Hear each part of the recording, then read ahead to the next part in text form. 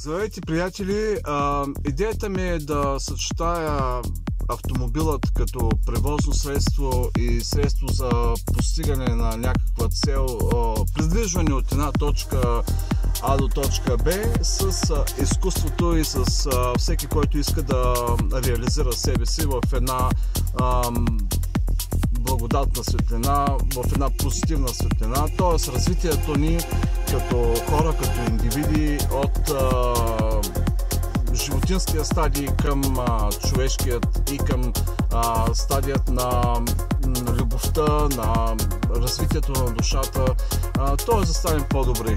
В тази ситуация аз бих искал да ви запитам, кой автомобил бихте искали да разгледаме следващия път, и аз ще направя асоциация съответно с дадена тема от изкуството или от модата или от фотографията, така че очаквам вашите въпроси или мнение, кой автомобил да представя следващия път в своя обзор, и оттам да тръгнем като тема за разговор.